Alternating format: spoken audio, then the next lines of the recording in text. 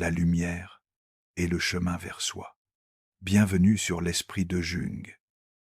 Ici, nous explorons les profondeurs de l'âme pour donner un sens à votre histoire. Imaginez un instant, vous rencontrez quelqu'un et pour la première fois, la connexion dépasse le simple physique. C'est électrique, presque spirituel. Vous avez l'impression que l'univers entier a conspiré pour vous réunir. Pour une fois, vous vous sentez enfin vu dans votre vérité la plus totale. Vous vous dites « ça y est, c'est la bonne personne ». Pourtant, au moment où l'intimité atteint son sommet, tout bascule. L'autre s'éloigne, devient froid. Ou peut-être est-ce vous qui ressentez ce besoin viscéral de fuir. Le silence s'installe. Pourquoi ce qui semblait divin devient-il une torture? La psychologie de Carl Jung nous offre une réponse révolutionnaire. Ce rejet n'est pas la preuve d'un échec, mais celle d'une connexion si puissante que votre ego ne sait pas encore comment la gérer. Préparez-vous à changer radicalement de perspective sur vos blessures amoureuses. Pensez à ceci. Vous rencontrez quelqu'un et pour la première fois de votre vie, la chimie n'est pas seulement physique, elle est électrique, elle semble spirituelle.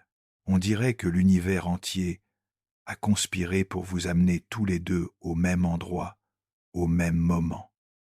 Vous vous sentez vu d'une manière totalement inédite. Vous vous dites « Enfin, c'est ça, c'est la personne que j'attendais ». Mais alors, juste au moment où la connexion atteint son apogée, quelque chose d'inexplicable se produit. Il s'éloigne. Il devient froid. Ou peut être que, soudainement, c'est vous qui ressentez un besoin irrésistible de fuir. La communication s'arrête. La chaleur se transforme en glace.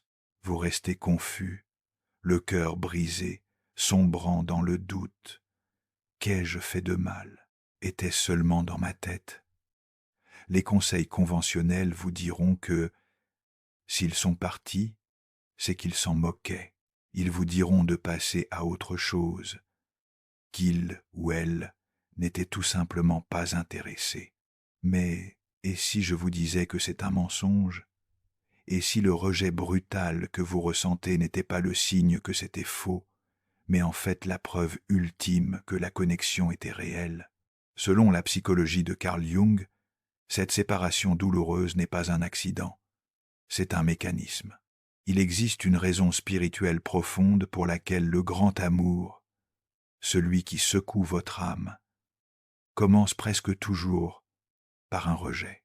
Ce n'est pas parce que l'amour n'est pas là, c'est parce que l'amour est trop grand pour que votre réalité actuelle puisse le contenir. Pour comprendre ce paradoxe, nous devons d'abord comprendre l'architecte de votre réalité, l'ego. Nous considérons souvent l'ego comme de l'arrogance ou de la fierté. Mais dans la psychologie jungienne, l'ego est simplement le centre de votre champ conscient. C'est la partie de vous qui dit « je suis moi et tu es toi ».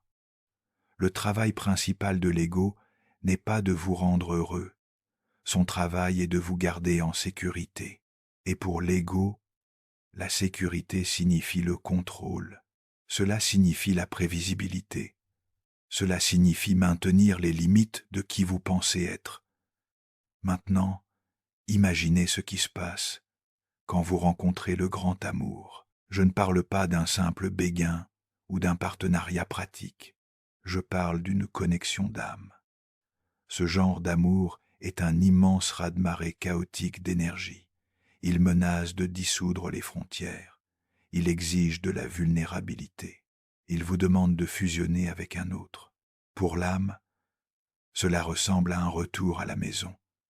Mais pour l'ego, cela ressemble à la mort.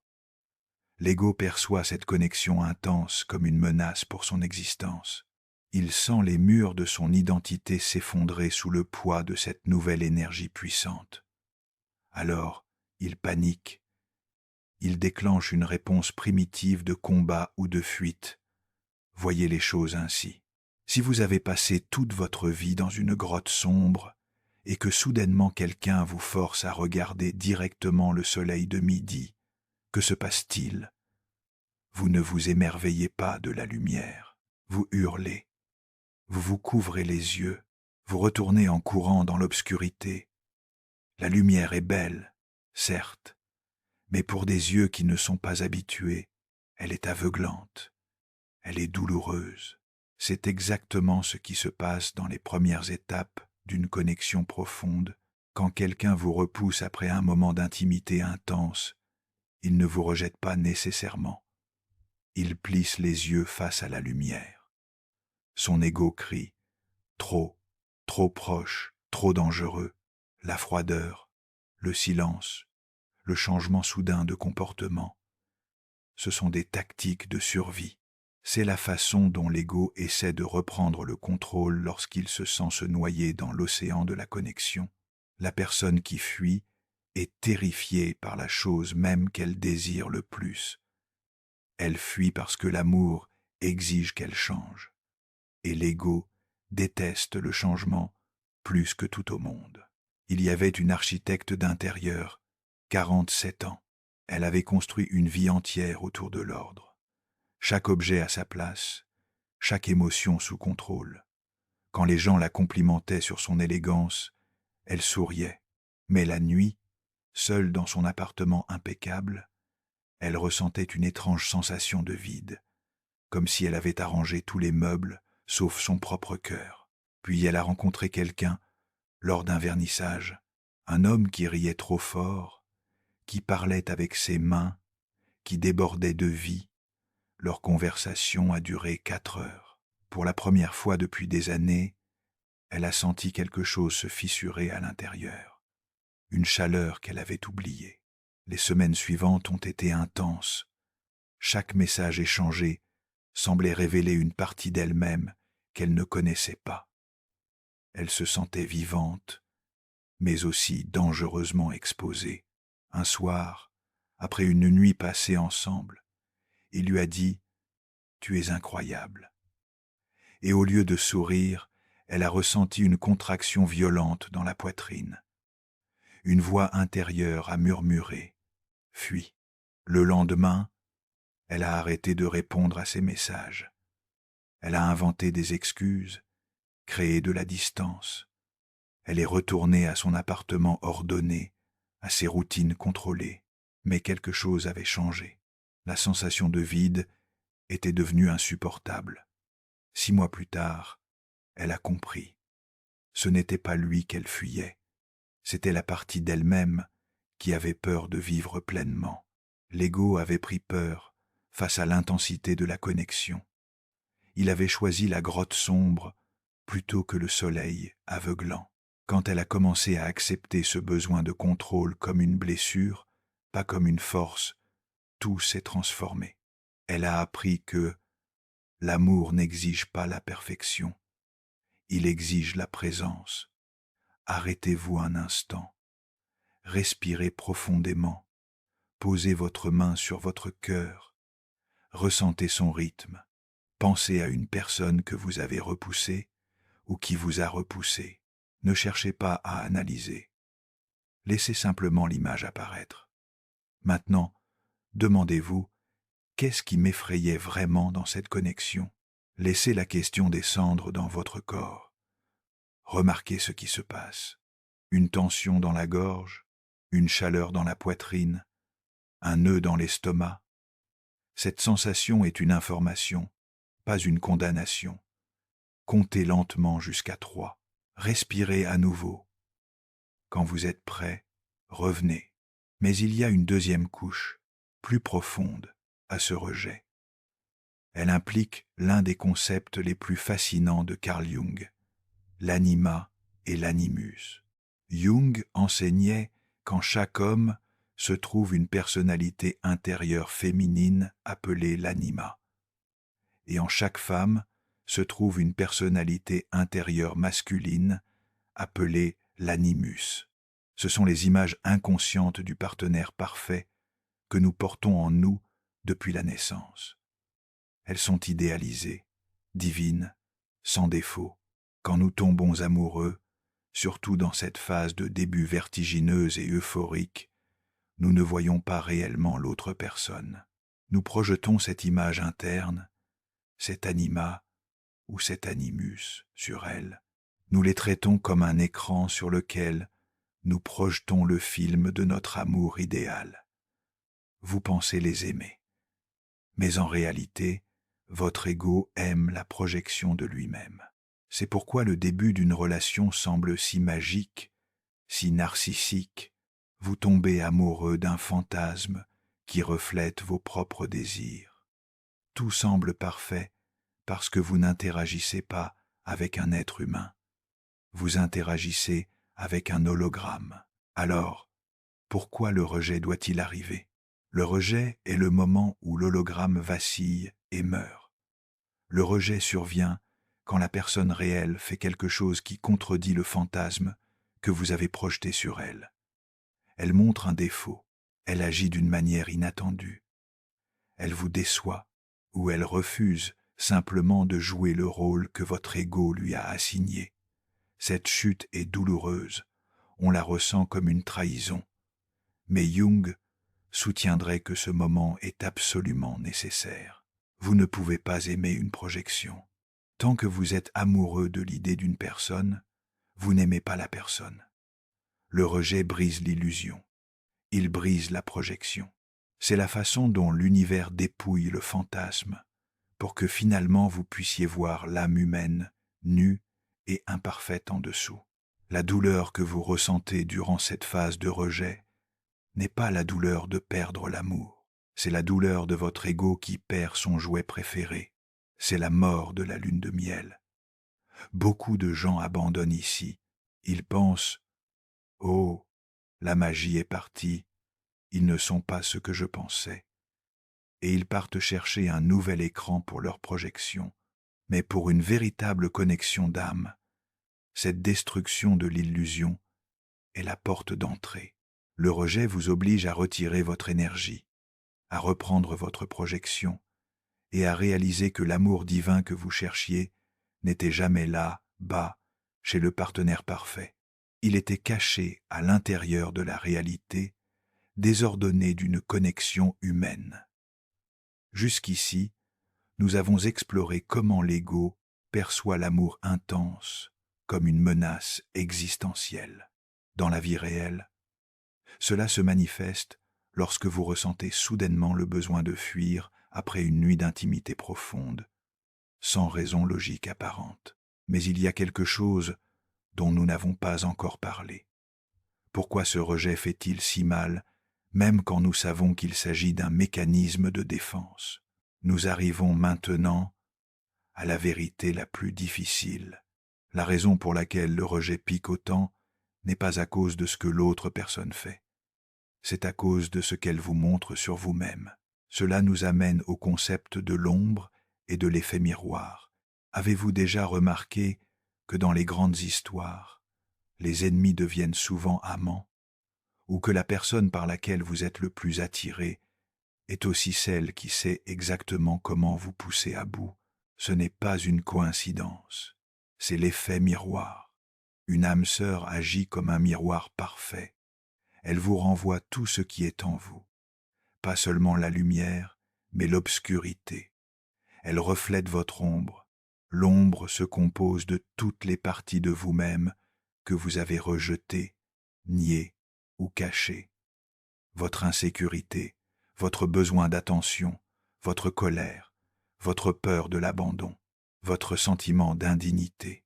Quand vous êtes rejeté par votre partenaire, ou quand vous ressentez l'envie de le rejeter, regardez de près. Que rejetez-vous réellement? S'ils sont émotionnellement indisponibles, reflètent-ils votre propre croyance intérieure selon laquelle vous ne méritez pas d'attention? S'ils sont collants, reflètent-ils la partie de vous que vous jugez comme faible? S'ils sont en colère, reflètent-ils la rage que vous avez réprimée pendant des années? Nous rejetons chez les autres ce que nous ne pouvons pas accepter en nous-mêmes. Le conflit dans la relation n'est qu'une externalisation de la guerre qui se déroule dans votre propre psyché. Disons que vous avez une croyance inconsciente profonde qui dit « Je ne suis pas assez bien ». Vous pourriez cacher cette croyance par le perfectionnisme, puis vous rencontrez votre âme sœur. Parce qu'elle se connecte si profondément avec vous, elle contourne vos défenses et déclenche cette blessure centrale. Elle pourrait faire quelque chose d'insignifiant, oublier un message, annuler un rendez-vous, et soudainement, vous ressentez une vague de douleur massive et disproportionnée. Vous vous sentez rejeté. Mais en réalité, elle a juste tendu le miroir. Elle a révélé l'ombre du « je ne suis pas assez bien » qui était déjà là. Votre ego déteste regarder cette ombre. Alors il blâme le miroir. Il dit « tu me fais du mal, tu me rejettes ». Mais la vérité spirituelle est que vous vous rejetez vous-même. C'est pourquoi la phase de rejet dans le grand amour est inévitable. Le but de cette relation n'est pas seulement de vous donner des papillons dans le ventre. Son but est de vous rendre entier. Et vous ne pouvez pas être entier tant que vous n'intégrez pas votre ombre. Le partenaire est le catalyseur. Il déclenche vos blessures les plus profondes. Non pas pour vous blesser, mais pour les faire remonter à la surface afin qu'elles puissent être guéries. Quand vous les fuyez, ou quand ils vous fuient, c'est essentiellement une fuite devant le miroir. C'est le refus de regarder l'ombre. Mais le paradoxe spirituel est que vous ne pouvez pas connaître une véritable union avec un autre tant que vous ne cessez pas de rejeter ces parties de vous-même. Tant que vous rejetez votre propre ombre, vous percevrez le comportement de l'autre comme un rejet. Il y avait un médecin urgentiste, 52 ans. Il avait consacré sa vie à sauver les autres. Chaque jour, il prenait des décisions de vie ou de mort avec une précision chirurgicale.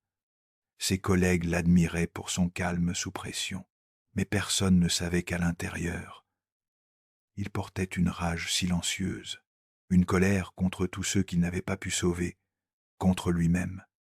Il a rencontré une femme lors d'une conférence médicale.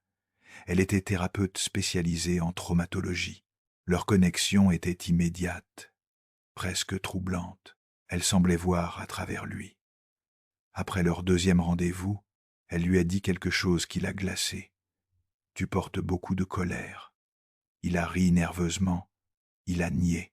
Mais cette nuit-là, seul dans son appartement, il a senti quelque chose remonter, un souvenir enfoui, un patient, des années auparavant, qu'il n'avait pas pu sauver, une jeune fille de 10 à 8 ans. Il avait fait tout ce qu'il fallait, mais ce n'était pas suffisant.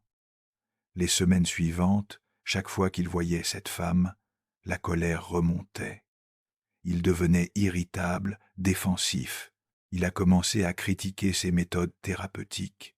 Il a trouvé des défauts dans tout ce qu'elle faisait. Finalement, il a rompu. « On n'est pas compatibles », a-t-il dit. Mais 6 mois après, lors d'une session avec un thérapeute qu'il avait fini par consulter, il a compris. Ce n'était pas elle qu'il rejetait, c'était le miroir qu'elle lui tendait. Elle reflétait sa propre rage refoulée, son sentiment d'impuissance, son besoin inconscient de contrôler pour éviter la douleur. Quand il a commencé à accepter cette ombre, à la reconnaître sans jugement, tout a changé. Il a appris que la colère n'était pas son ennemi. C'était une énergie non intégrée qui demandait à être reconnue. L'amour véritable ne commence pas quand vous trouvez la personne parfaite. Il commence quand vous cessez de rejeter vos propres imperfections. Alors, où cela nous mène-t-il? Si le rejet est inévitable, la relation est-elle condamnée? Non. Cela nous amène à la phase finale, l'initiation. Dans les cultures anciennes, un garçon ne pouvait pas devenir un homme sans une initiation, une épreuve douloureuse, une marche à travers le feu. Le grand amour est une initiation pour l'âme. La phase de rejet est ce feu. Le rejet est conçu pour brûler les attachements de l'ego. Il vous dépouille de votre fierté, de vos attentes, de votre besoin de contrôle. Il vous force à traverser la nuit noire de l'âme. Il vous oblige à vous asseoir avec votre propre vide, votre propre solitude, sans utiliser l'autre personne comme une drogue pour engourdir la douleur. C'est la mort de l'ego dont parlent les mystiques. Pour que l'union naisse, la version de vous qui est dépendante, craintive et projetante doit mourir. Le rejet est l'épée qui tue cette version de vous. Cependant, une distinction cruciale doit être faite. Il y a une différence entre le rejet divin et l'abus toxique. Le rejet divin vous oblige à grandir. Il vous pousse vers l'indépendance et l'amour de soi. L'abus ne fait que vous diminuer. Si une situation est physiquement ou émotionnellement dangereuse, ce n'est pas une initiation, c'est un signal pour partir. Mais si le rejet est simplement le silence douloureux de la séparation qui déclenche votre propre croissance, c'est l'initiation. Quand vous arrêtez de courir après celui qui fuit et que vous commencez à cultiver votre propre jardin, quelque chose change. Quand vous acceptez votre propre ombre, le miroir cesse de refléter le conflit. Quand vous n'avez plus besoin que l'autre personne vous complète, vous devenez un espace sûr qu'elle peut approcher. Vous devenez un espace d'amour plutôt qu'un espace de manque. Jusqu'à présent, nous avons exploré comment le rejet agit comme un miroir qui révèle nos blessures non guéries. Dans la réalité quotidienne, cela se manifeste quand vous ressentez une douleur disproportionnée face à un geste anodin de votre partenaire, révélant une croyance profonde d'indignité.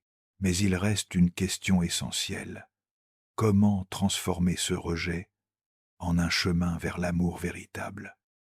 Il y avait une enseignante de yoga, 44 ans. Elle enseignait la présence, la compassion, l'ancrage.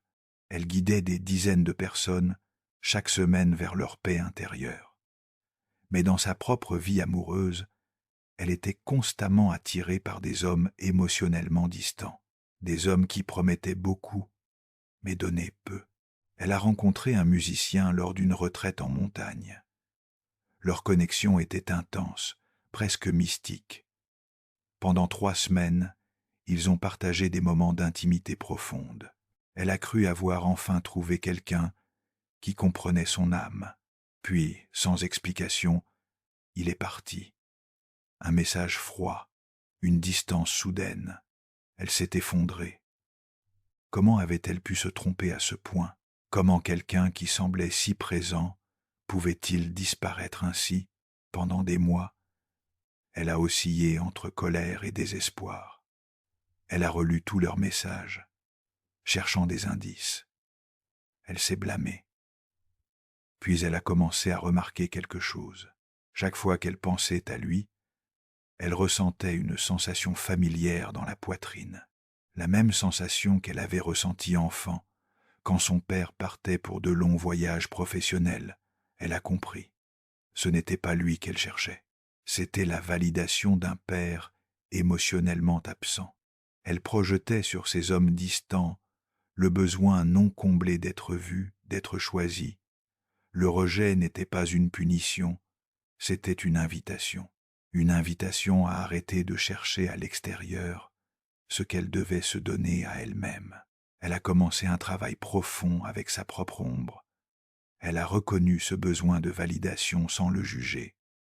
Elle a appris à s'asseoir avec la solitude sans la fuir. 2 ans plus tard, elle a rencontré quelqu'un de nouveau. Cette fois, la connexion était différente, moins électrique, plus ancrée, moins projection, plus présence. Elle avait traversé le feu, et de l'autre côté, elle avait trouvé non pas l'amour parfait, mais l'amour réel. Prenez une pause ici, respirez lentement, profondément, fermez les yeux un instant. Pensez à une relation qui vous a brisé le cœur. Ne jugez pas, observez simplement. Posez-vous cette question. Qu'est-ce que cette personne m'a montré sur moi-même que je ne voulais pas voir? Laissez la réponse venir du corps, pas de la tête. Peut être une image, peut être une sensation, peut être un mot. Ne cherchez pas à résoudre. Laissez simplement l'information émerger. Respirez encore 3 fois, lentement. Ouvrez les yeux quand vous êtes prêt. La raison spirituelle pour laquelle le grand amour commence par le rejet est simplement celle-ci. On vous demande de trouver l'amour à l'intérieur de vous-même d'abord. L'univers vous brise le cœur pour qu'il puisse enfin s'ouvrir. Alors si vous êtes au milieu de cette séparation douloureuse, ne désespérez pas, ne poursuivez pas, ne forcez pas. Comprenez que cette distance n'est pas une punition, c'est un espace sacré créé pour votre transformation. Le rejet n'est pas un non de l'univers, c'est un pas encore. C'est une demande pour que vous intégriez votre ombre, pour que vous calmiez votre ego, pour que vous prépariez votre contenant pour un amour réel, ancré et durable. La seule issue est à l'intérieur. Jung disait que ce qui ne remonte pas à la conscience revient sous forme de destin. Si vous ne regardez pas votre ombre, vous la vivrez à travers vos relations. Encore et encore, jusqu'à ce que vous appreniez la leçon. Le rejet dans l'amour est une initiation. C'est une mort symbolique de l'ego pour que l'âme puisse enfin respirer. Et quand vous acceptez cette mort, quand vous cessez de résister à la transformation, quelque chose de miraculeux se produit. Vous devenez entier. Vous devenez capable d'aimer sans attente. Vous devenez capable de recevoir l'amour sans peur. C'est alors que l'autre peut revenir, ou peut être pas, mais à ce moment-là, cela n'a plus d'importance, parce que vous avez trouvé ce que vous cherchiez depuis toujours. Vous avez trouvé l'amour en vous-même. Le grand amour commence par un rejet, non pas parce que l'univers est cruel, mais parce que l'univers est sage. Il sait que vous ne pouvez pas contenir l'infini tant que vous êtes encore prisonnier de l'illusion. Alors laissez le feu vous transformer, laissez le rejet vous briser, laissez l'ombre remonter à la surface. Et de l'autre côté, vous ne serez plus la même personne.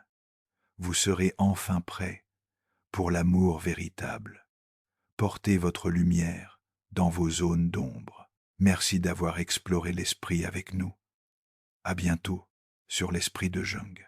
Si ce voyage au cœur de l'esprit résonne en vous, abonnez-vous pour poursuivre cette exploration ensemble.